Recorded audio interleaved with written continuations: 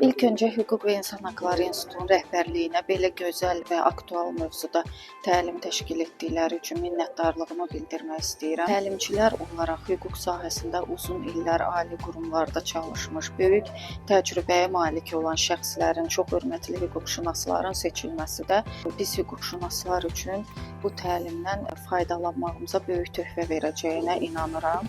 Bugünkü təlimin mövzusu iddia ərizələrinin tərtib olunmasıdır.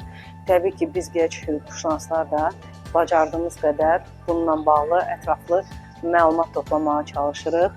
İnanıram ki, bugünkü təlim də maraqlı və bizim biliyimizin artırılmasında mühüm rol olacaq. Təşəkkür edirəm. Salam, mən Naxçıvan Dövlət Universiteti hüquqşünaslıq ixtisasında 2-ci kurs tələbəsiyəm.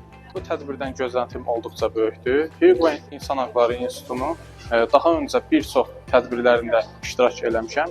Təlimçilərə təşəkkürümü bildirirəm.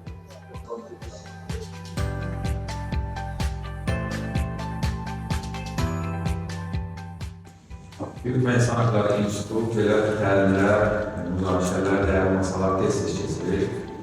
Biz tarixən təlimlər keçirəndə çalışırıq marağı olan şəxsləri cəlb edir.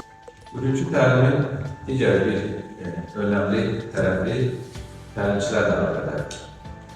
Mən xüsusi təşəkkürümü bildirmək istəyirəm Səadət xanıma, Məsəd müəllimə, Raşid müəllimə ki, bugün vaxt ayırdılar, sizlərə bu mövzu ilə təlim etmək istəyirlər və bu təlimə hazırlıq bir neçə həftəlik gedir. Bugünkü təlimin mövzusu həqiqətən də çox aktual bir məsələdir. Baxmayaraq ki, məhkəmə yaradılandan, məhkəmə prosesi kimi tanınandan iddia ərizəsinin vacibliyi, iddia ərizəsinin əsaslılığı həmişə üstün götürülmüşdür və prosesin ilkin təməlini qoyan məsələ əsasən iddia ərizəsinin tərtibatıdır.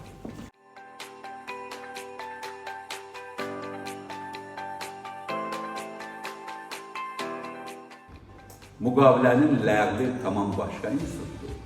Etibarsızlığı tamam başqa.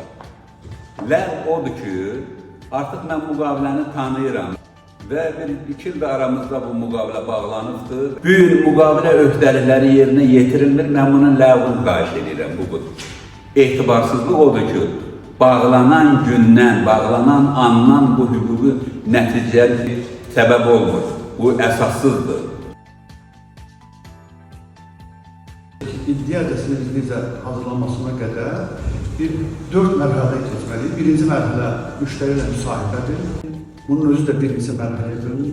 Sonra işin təhlilidir, ikinci mövqeyin işlərinin hazırlanmasıdır və iddia ərizəsinin tərtibi gedir.